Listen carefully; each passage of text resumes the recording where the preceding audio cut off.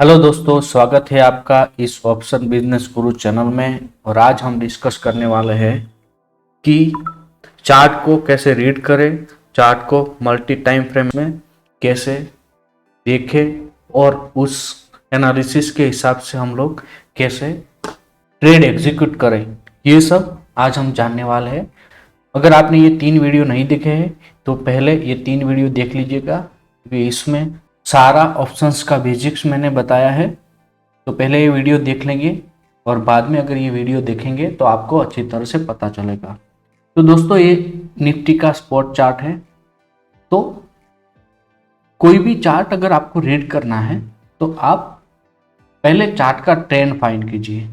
यहाँ पे आप निफ्टी का डेली चार्ट देख रहे हैं और कोई भी trend always higher time frame को फॉलो करता है। तो हम पहले वीकली चार्ट में जाएंगे और वीकली टाइम फ्रेम में चार्ट का ट्रेंड फाइंड करेंगे। तो ये वीकली चार्ट है और वीकली टाइम फ्रेम में हम लोग देख सकते हैं कि ये बुलिश है। निफ्टी का ट्रेंड अभी तक बुलिश चल रहा है, वो ये हम क्लियरली देख सकते हैं। और दूसरा तरीका ये है कि आप यहाँ पे देख सकते हैं कि इस चार्ट में हायर हाइज और हायर लोज बन रहे हैं। मैं अगर ड्रॉ करके दिखाऊं तो आप देख सकते हैं कि यहाँ पे जो भी हायर हाइज बन रहे हैं और हायर लोज बन रहे हैं, वो नए हाई और नए हायर लोज बन रहे हैं। तो यहाँ पे आप देख सकते हैं कि ये लो बनाया, दूसरा लो पुराना लो से हायर है, तो ये बुलिश हुआ। और हायर हाई अगर देखते हैं तो ये हाई बनाया और इस हाई को यहाँ पे ब्रेकआउट आया और एक नया हाई बनाया और यहाँ पे इस हाई को ब्रेक किया और नया हाई बनाया। ये सब वीकली चार्ट में है। और यहाँ पे ब्रेकआउट लिया और यहाँ पे एक नया हाई बनाया और आगे भी अभी निफ्टी लाइफ टाइम हाई पे चल रहा है। मतलब जो भी हायर हाई बने वो पुराने हायर हाई से ऊपर बनाए। और यहाँ पे आप देख सकते हैं ये डाउन हुआ मगर इस लोअर हाई के नीचे क्लोजिंग नहीं लिया, तो इसका ट्रेंड बुलिश ही बना रहा। अगर ये लोअर हाई के नीचे वीकली क्लोज आ जाता तो इसका ट्रेंड बियरिश हो जाता, मगर अभी ये ट्रेंड बुलिश है। अब हम डेली चार्ट पे चलते हैं।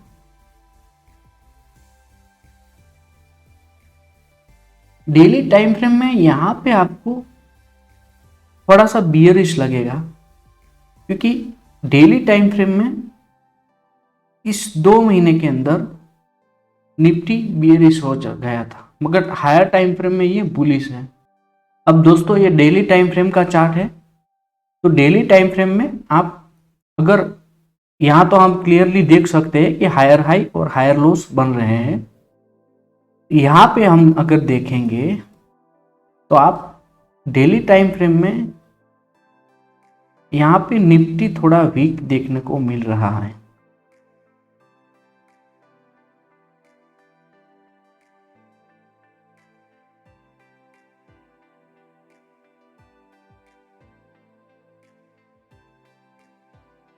तो दोस्तों, ये फरवरी 21 और मई 21 3 महीनों तक निफ्टी का बियरी फेज चला। तो देख सकते हैं यहाँ हायर हाई बनाया, ये हायर लो था, नया हाई बनाया, यहाँ नया हायर हाई बनाया। बाद में क्या किया, हायर हाई से ऊपर नया कोई हायर हाई नहीं बनाया और यहाँ पे हायर लो तो यहाँ पे बना दिया। ये पुराने हायर लो से ऊपर का एक लो बना दिया, मगर आगे क्या हुआ कि इस हायर लो के नीचे क्लोजिंग दे दी और बाद में नया लोअर लो बनाया यहाँ पे। तो यहाँ पे निफ्टी बियरिश हो गया था और अगेन एक नया लोअर लो बनाया। अब इसका ट्रेंड फिर से बुलिश कब हुआ कि जब ये लोअर हाई बनाए, ये नए लोअर हाई बनाए।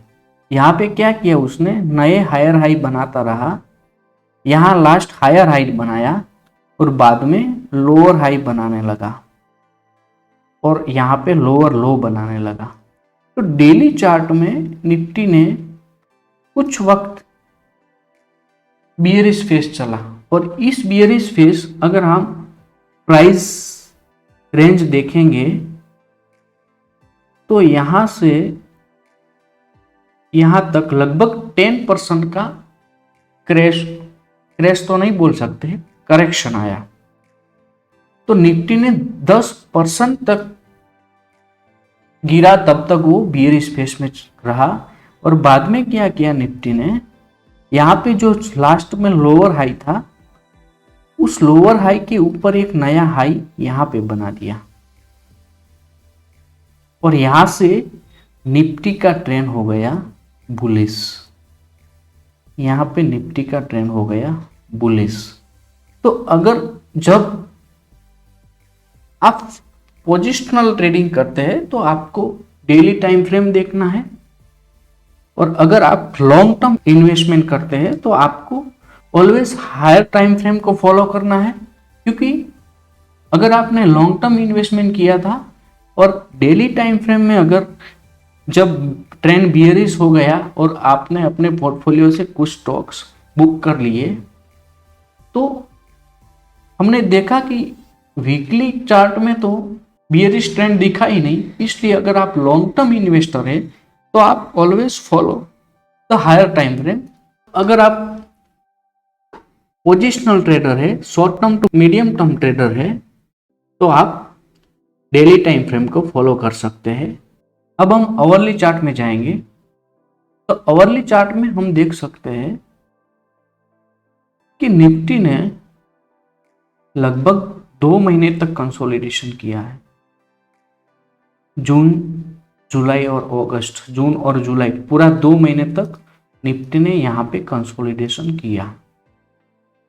तो अगर आप एफ&ओ ट्रेडर है और वीकली एक्सपायरी या मंथली एक्सपायरी खेलते हैं तो आपने अगर इस आवरली चार्ट में आपको पता चल गया कि ये रेंज बाउंड चल रहा है निफ्टी, तो आपने दोनों साइड कॉल और पुट को सेल करके साइडवेज स्ट्रेटेजी अप्लाई करके आप पैसा बना सकते हैं। और जब ये कंसोलिडेशन पूरा होने के बाद अगर निफ्टी डाउनसाइड ब्रेक करता तो आने वाले दिनों में निफ्टी 15,200 और 15,000 का लेवल देखने को मिल सकता था, मगर इसने ऊपर की साइड अगर लेवल ब्रेक किया है तो आने वाले दिनों में निफ्टी को तो उस रेंज को हम फाइंड करेंगे कि ऊपर तो निफ्टी तो अभी लाइफ टाइम हाई पे चल रहा है, तो हम कैसे डिसाइड कर सकते हैं कि नया हाई क्या होगा और नया रेजिस्टेंस क्या होगा। उस रेंज को हम जितना निफ्टी ने करेक्शन लिया है शॉर्टर टाइम फ्रेम में, अगर 3% तक का करेक्शन लिया है और कंसोलिडेशन किया है तो आने वाले दिनों में निफ्टी 3% तक ऊपर जा सकता है। तो यहाँ से 3% पर मतलब 16,500 तक नेक्स्ट टारगेट रह सकता है निफ्टी का। तो हमारा ऊपर का लेवल हो गया 16,500 के आसपास और डाउन साइड का तो लेवल हमारे पास है ही, ये लेवल है 15,500। तो हमारी नई रेंज हुई 16,500 और 15,500।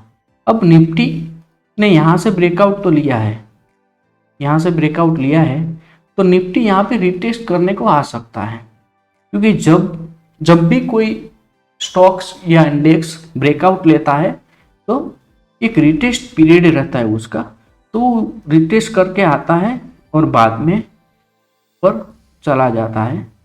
तो अगर निफ्टी यहाँ पे रिटेस्ट करने को आता है तो हम यहाँ पे 16,000 और 16,100 के आसपास रिटेस्ट करने आता है, तब हम कुछ स्ट्रेटेजीज अप्लाई कर सकते हैं। अगर आज मुझे कोई स्ट्रेटेजी अप्लाई करनी है तो मैं क्या करूँगा कि मेरे पास 2 रेंज है, एक ऊपर की साइड 16,500 की रेंज है और डाउन साइड मेरे पास एक तो ये रेजिस्टेंस ब्रेक हुआ, एक ये रेजिस्टेंस, ये सपोर्ट बन जाएगा, तो ये सपोर्ट है और ऊपर का रेजिस्टेंस है और ये सपोर्ट है मेरे पास। तो अभी निफ्टी 15,250 के आसपास है, तो मैं क्या करूंगा, 15,250 सेंटर में रख के इस रेंज के अराउंड कोई भी ट्रेड बनाऊंगा। और दूसरी रेंज मेरी ये होगी कि 15,500 और 16,500 के बीच की रेंज होगी। मेरे पास ये दोनों रेंज है। तो देखते हैं हम, अगर हमें ट्रेड डालना है तो कैसे डालेंगे। स्ट्रेटेजीज अगर हमें अप्लाई करनी है तो हम स्ट्रेटेजीज बनाते हैं। तो मैं गया ऑप्स्ट्रा में। तो दोस्तों ऑप्स्ट्रा में हम निफ्टी में हमारी डिसाइडेड रेंज के हिसाब से एक ट्रेड बनाएंगे और कैसे डालना है।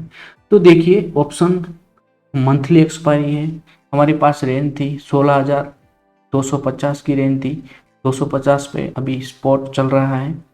तो हम क्या करेंगे, आयरन फ्लाई डाल सकते हैं। 16,250 का सपोज मैंने कॉल सेल कर दिया और 16,250 का पुट सेल कर दिया। यहां पे क्या होगा दोस्तों, 16,250 एट द मनी कॉल और पुट दोनों टाइम वैल्यू से, तो हमने दोनों टाइम वैल्यू को सेल कर दिया। तो ये हुआ हमारी स्ट्रेटेजी। अगर हम ये स्ट्रेटेजी अप्लाई करते हैं तो हमारा मार्जिन होगा 1,14,000 का और रेंज हो जाएगी 15,900 और 16,500। तो हमारे चार्ट के हिसाब से 16,500 का रेजिस्टेंस है, डाउन साइड 16,900 का है। तो इस रेंज के हिसाब से हमारी स्ट्रेटेजी बन गई। मगर इस रेंज के बाहर हमें अनलिमिटेड लॉस है। तो हम कभी ऐसा ट्रेड नहीं लेंगे कि हमें अनलिमिटेड लॉस हो, कि हमारा पूरा कैपिटल एक ही ट्रेड में पूरा हो जाए। तो हम लोग क्या करेंगे, उसके साथ हम लोग हेजेस ऐड करेंगे। तो हमारी रेंज 15,927 है, तो 15,900 का पुट ऑप्शन को हम बाय कर लेंगे। तो ये 15,900 का पुट ऑप्शन हम बाय कर लेंगे। Downside put option buy करेंगे यहाँ पे, और ऊपर की साइड कॉल ऑप्शन बाय कर लेंगे। और कॉल ऑप्शन हम बाय करेंगे 16,600 का कॉल ऑप्शन बाय करेंगे। तो ये पुट ऑप्शन बाय कर लिया और 16,600 का कॉल ऑप्शन बाय किया।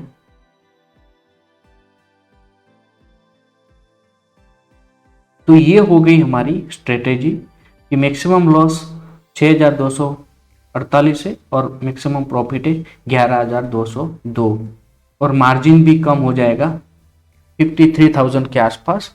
और हमारी रेंज हो गई 16,025 और 16,455, मतलब 16,000 से 16,500। हमारी चार्ट के रेंज के हिसाब से स्ट्रेटेजी भी बन गई और दोनों रेजिस्टेंस के हिसाब से